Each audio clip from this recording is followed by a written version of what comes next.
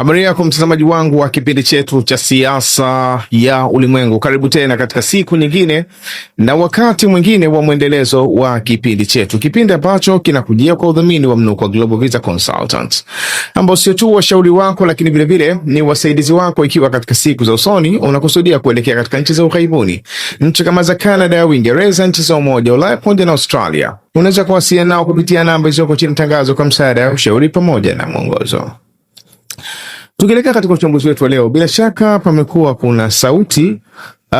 ambazo zimeendelea kuvuma kutoka katika nchi mbalimbali, hasa nchi za Ulaya. Maana yake nakusudia nchi kama ya Uingereza, Ujerumani, Ufaransa, nchi kama za Italy, Spain na mfano wake, lakini vivyo inahusiana na nchi nyingine ambazo hazipatikani katika bara la Ulaya. Maana yake nazungumzia nchi kama ya Canada, lakini vile vile nchi kama ya Japan, ambazo zimekuwa zikijaribu kutoa lugha ya kushawishi kwamba ceasefire au makubaliano ya amani lazima vile vile yahusishe sehemu ya nchi ya Lebanon. Lakini hili maana yake limekuja baada ya kufanyika kikao siku ya jana, takriban kwa tarehe 8, baina ya Rais Donald Trump na Katibu Mkuu wa NATO Mark Rutte. Kikao ambacho kilikuwa kina lawama kwa upande mmoja au mwingine kutoka kwa Rais Donald Trump,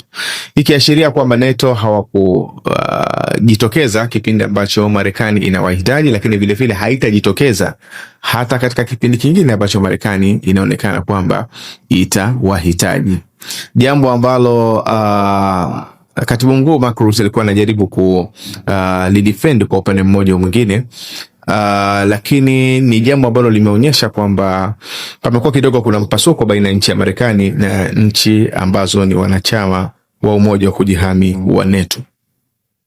Na hata kufuatia matamko haya ambayo yamekuwa yakitoka yakihusisha baadhi ya co-members wa NATO au wale wanachama waandamizi wa NATO, manake nazungumzia nchi kama ya Marekani, nchi kama ya Uingereza, nchi kama ya Ufaransa, manake ni moja katika members muhimu. Nchi kama ya Ujerumani ni members muhimu wa NATO, kutoa kauli ambayo inasigana na Marekani, kwa kuzingatia kwamba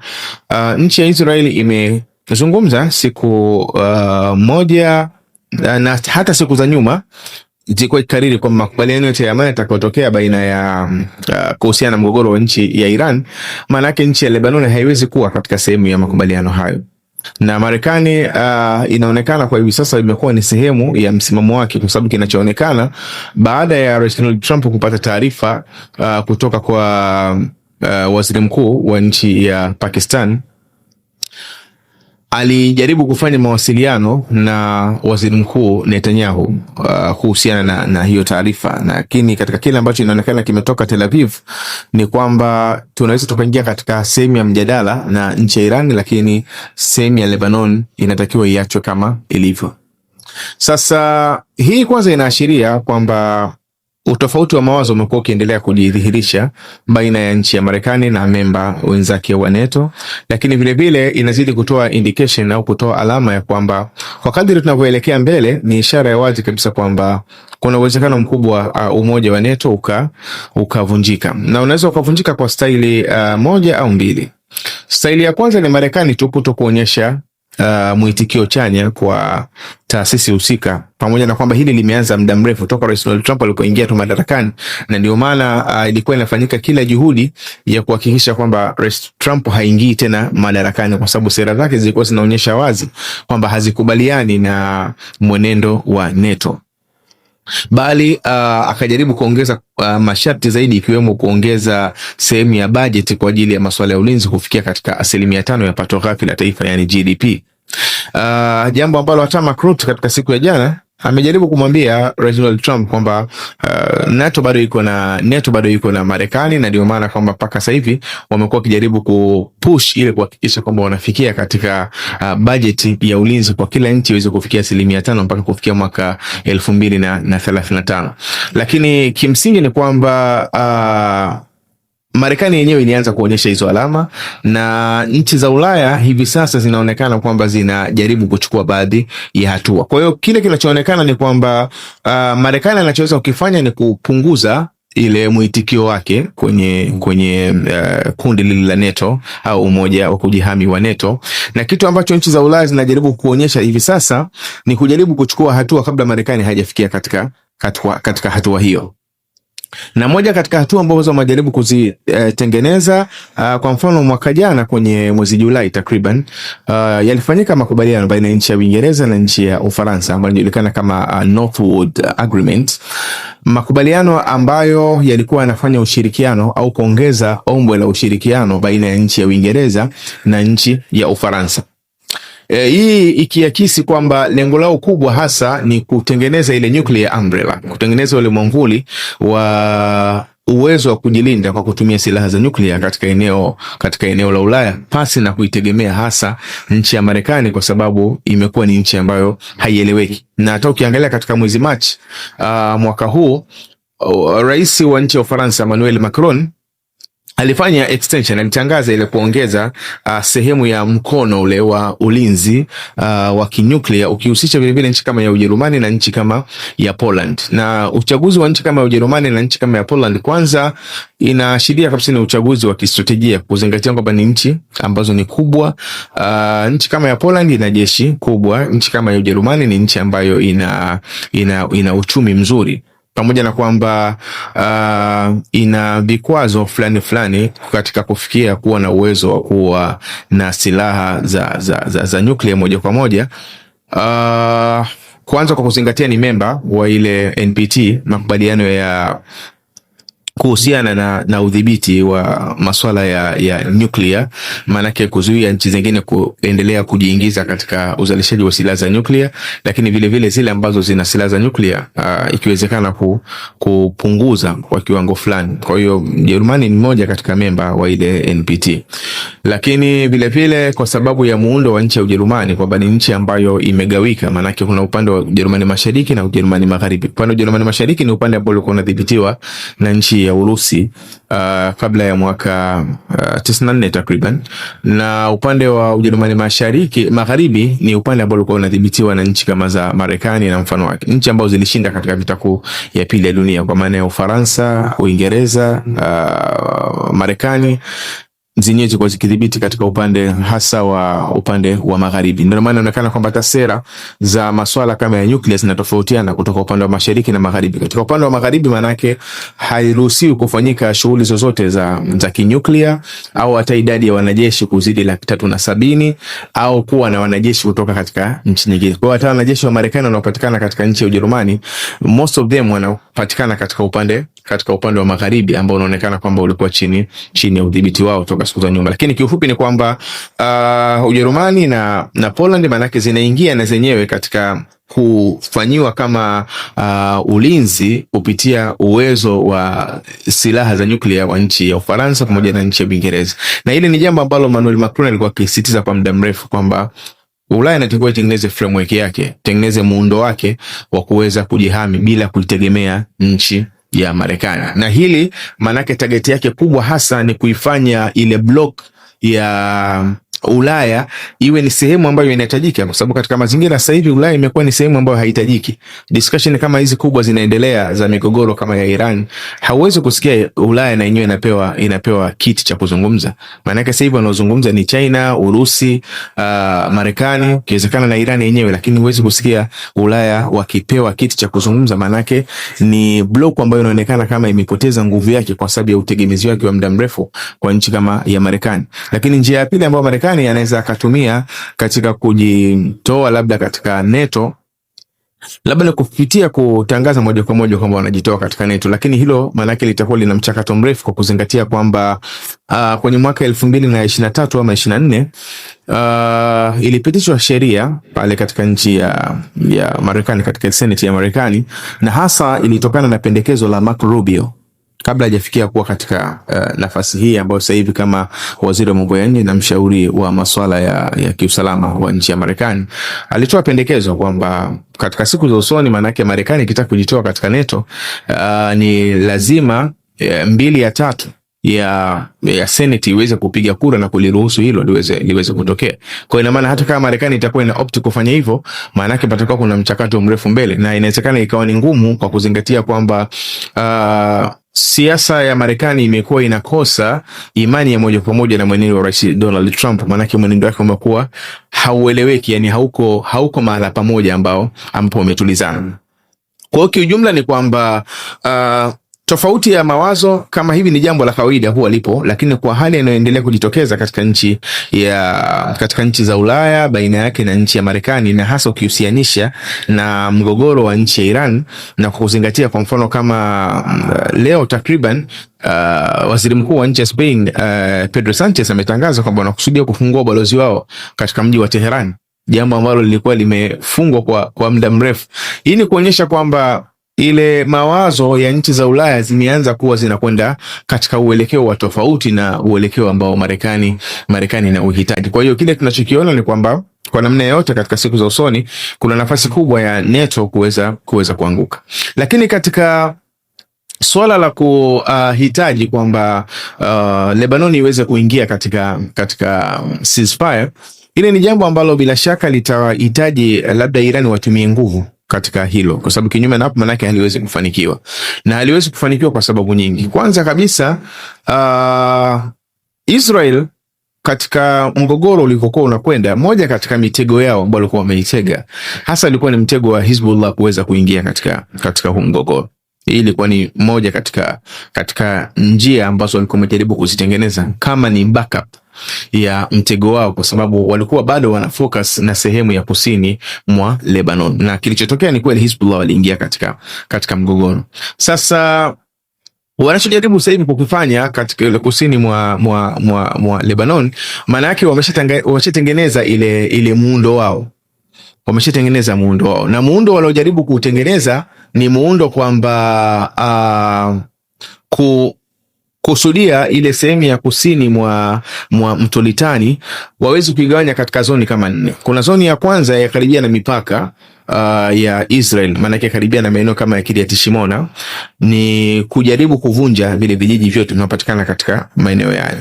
Lakini kuna zoni ya pili ambao wenyewe wanaita shield zone, ni zone ambayo wanakusudia kutengeneza kama ulinzi dhidi ya kipande cha mwanzo ambacho kinapakana na sehemu ya mpaka wa nchi ya Israel. Lakini kutokea hapo manake wanatengeneza zoni nyingine ambao wanaita wenyewe anti-tank zone. Ni kwa ajili ya kupambana na vitu kama vifaru na mfano wake ambavyo inawezekana vikawa, au baadhi ya silaha kubwa ambazo zinaonekana zikawa zinadhibitiwa na nchi na kundi la Hezbollah. Lakini kuna zoni ya 4 ambayo yenyewe kazi yake itakuwa ni control katika sehemu ya mto Litani, na ndio maana inaonekana kwamba walichokuwa nakifanya katika hatua ya mwanzo ilikuwa ni kujaribu kuvunja sehemu ya madaraja kama ya Kasmia au Dilafi bridge ambayo yanapatikana katika mto Litani, kujaribu kuyavunja madaraja, pamoja na kwamba ile kiujumla yako madaraja kama 7 takriban, kujaribu kuyavunja ikiwezekana yote, ili kuilazimisha Hezbollah isiwe na sehemu ya kupita isipokuwa upande wa mashariki. Manake katika sehemu za Baqa Valley wawezi kupita katika upande mmoja wa Baqa Valley ili iwe ni rahisi kuweza kuwa control, kwa sababu manake patakapokuwa kuna boda nyingi katika sehemu ya mto Litani, manake unakuwa unashindwa kuelewa kwamba Hezbollah wanatokea wapi. Lakini madaraja yanapokuwa yamevunjika, manake unajaribu kumlazimisha adui apite katika upande ambao wewe unautaka, ambao actually ni upande wa kutokea katika upande wa kule Baqa Valley. Lakini changamoto inaweza ikawa ni moja kwamba eneo of course ni kama kilomita 30 kutokea pale mpakani kuelekea katika mto Litani. Changamoto inaweza ikawa sehemu moja kuzingatia kwamba hata chini ya mto Litani kwenyewe inaonekana kwamba kuna tunnel, kuna sehemu kama ya mahandaki ambayo Hezbollah amekuwa akiyatumia kutokea katika upande wa kaskazini, maana yake kuja katika upande wa kusini mwa mto Litani. Kwa maana yake ni kwamba kile tunachokitarajia lao haitosimamishwa hii operation ya Israeli katika upande wa kusini mwa Lebanon, maana yake tunategemea patatokea yani very serious battle. Itakuwa kuna vita kali katika kipande kile cha upande wa kusini mwa mto Litani. Lakini jambo lingine ambalo tumekuwa tukilitazama pia katika hilo ni kwamba kama Iran hawatofanya juhudi kwenye kuhakikisha kwamba wanafanya reaction ya haraka, manake move hii vile vile itakuwa ni move ambayo italeta ukakasi katika siku za mbele, ikiwa mgogoro huu utaendelea, na italeta ukakasi kwa mambo kama mawili. Cha kwanza ni saikolojia, kwamba tulisimama na Iran, lakini Iran yenyewe ikashindwa kusimama na sisi katika kipindi ambacho tunaihitaji iweze kufanya reaction ya haraka. Hilo ni jambo la kwanza, pamoja na kwamba ile idea ambayo wako nayo wapiganaji wa Hezbollah ni idea ambayo inafungamanishwa zaidi na idea za kiimani, kwa maana ile fikra za kiimani, kwamba wanatoka katika madhehebu ya Kishia ambayo inaonekana kwamba senta kubwa zaidi na kiongozi wao mkuu maana yake anabaki ni Mujtaba Ali Khamenei. Kwa ina maana hile ni sehemu ambayo inatekeleza moja katika maelekezo kutoka katika makao makuu ambayo ni pale katika mji wa Qum tuseme, au katika mji wa Tehran. Kwa hivyo inawezekana katika upande huo ikaonekana kwamba Hezbollah bado wanaendelea kusimamia msimamo wao hata kama hapata kuwa na respond ya haraka, lakini ni jambo ambalo kwa upande mmoja au mwingine likazorotesha ushiriki wa moja kwa moja wa kundi la Hezbollah katika siku za usoni. Hilo ni jambo la kwanza, lakini jambo la pili katika lile ambalo tunaliona ni kwamba Israel wanachojaribu kukifanya ni kujitahidi kuvunja sehemu ya mikono ya nchi ya Iran, kwa sababu nchi ya Iran imekuwa na mikono mingi katika eneo la Mashariki ya Kati, mikono ambayo imekuwa ina nguvu kiasi ambacho inaweza ikatishia hata uhai wa nchi kusimama kama nchi. Mfano unaweza kuona katika upande wa nchi kama ya Yemen, kundi la Houthi lina nguvu sana na silaha ambazo wanazo ni silaha kali kushinda hata ile transition government, ile serikali ya mpito ambayo inatawala katika maeneo kama ya Hadhramaut na mfano wake. Ina maana hii serikali ya huko kwa Houthi ni serikali ambayo ina nguvu zaidi. Lakini ukiangalia hivi katika sehemu kama ya Iraq, makundi kama ile ya Kataib Hezbollah ni makundi ambayo yanafungamanishwa na serikali ya Iraq, yalifundishwa na Wamarekani wenyewe, lakini yamekuwa peleka kiapo chao katika nchi ya Iran kwa kuzingatia kwamba wao ni madhehebu ya Kishia na wamekuwa na nguvu kiasi ambacho wana nafasi kubwa ya kuinfluence hata maamuzi ya kisiasa ndani ya nchi ya Iraq. Na maana unaweza ukaona katika siku za nyuma nchi ya Marekani ilikuwa ikiambia nchi ya Iraq kwamba iwapo atachaguliwa Nuru el-Malik kuwa waziri mkuu wa nchi ya Iraq, maana yake ni kwamba Marekani itaacha kutoa sapoti yake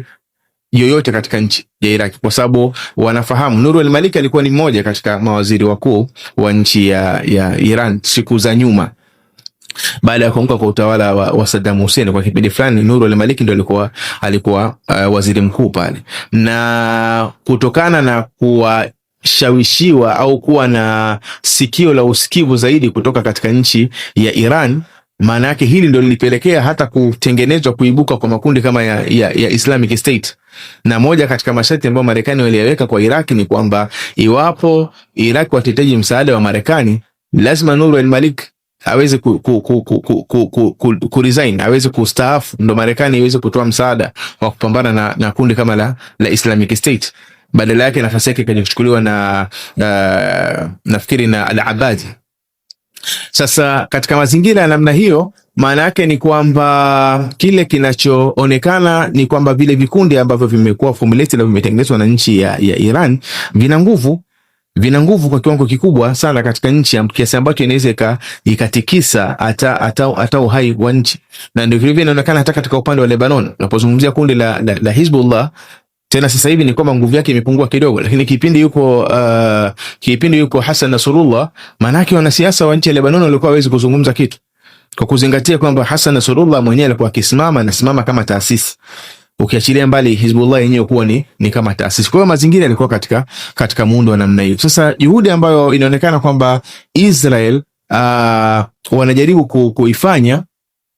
ni kuhakikisha kwamba mkono wa Iran kutokea katika upande wa Lebanon ambao unapakana na nchi ya Israel uweze kukatika au uweze kudhoofika, na ndio maana hawahitaji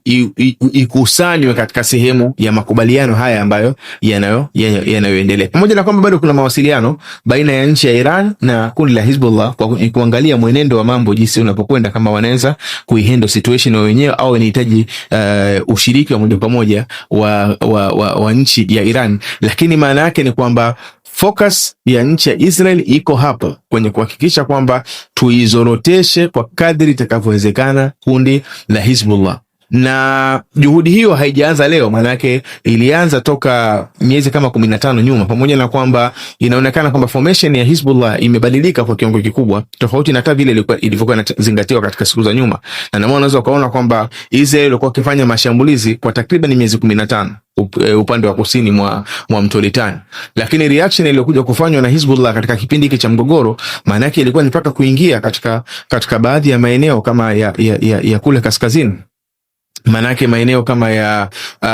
kule Kiryat Shimona na mpaka ni maeneo ambayo yanaonekana kwamba waliweza kuingia mpaka ndani ya Israel. Kwa hiyo actual kile kinachoonekana ni kwamba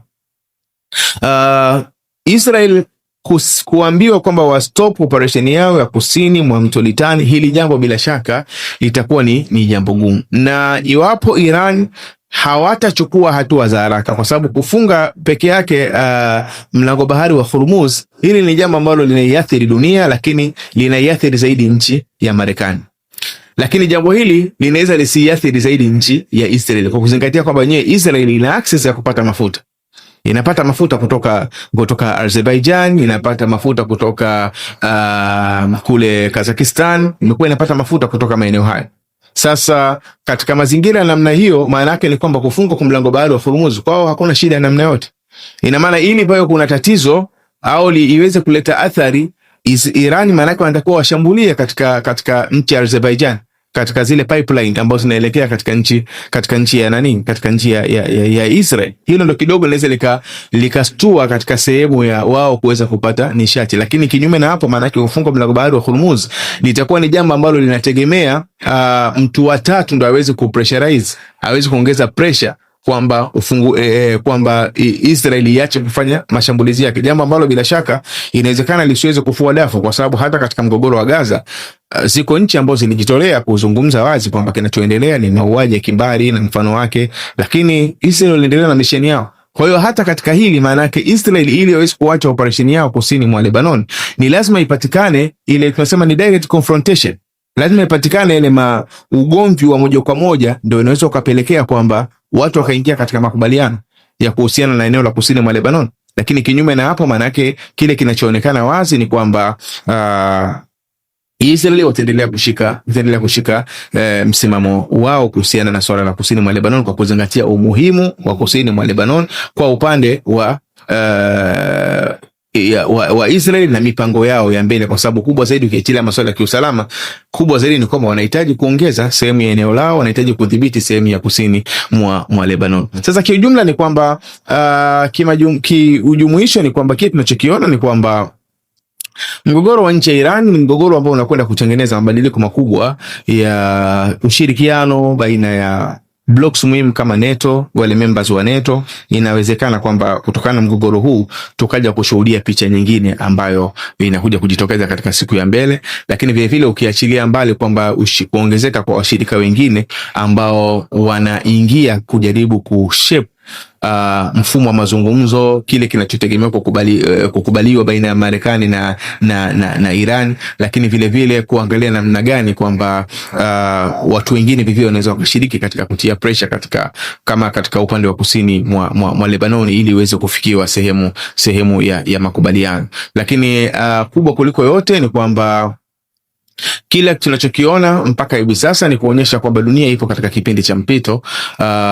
Tunaelekea katika sehemu ambayo inawezekana kila mmoja akawa bado hajafahamu kwa hakika ni sehemu gani, lakini actually kile kinachoelekea mbele ni kwamba tunakwenda, dunia inakwenda kutengeneza mfumo ambao utalazimisha Marekani asiwe na kauli yenye nguvu peke yake duniani. Maanake tunapoelekea mbele italazimisha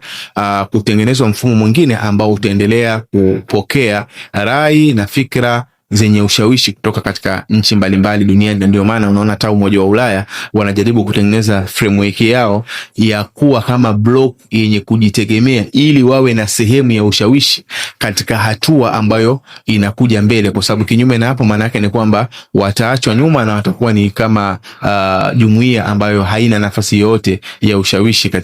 katika dunia. Kwa hiyo bado tuna muda kuendelea kutazama jambo hili, tukitaraji kwamba huenda katika wakati ujao tukapata taswira iliyokuwa bora zaidi ya hii ambayo tumekuletea. Jina langu naitwa Maulid Ali Mnukwa, ni kuombe uendelee kufuatilia vipindi vyetu, na ni kuombe usahau kusubscribe, kulike, kushare pamoja na kucomment. Uwe na muda mwema.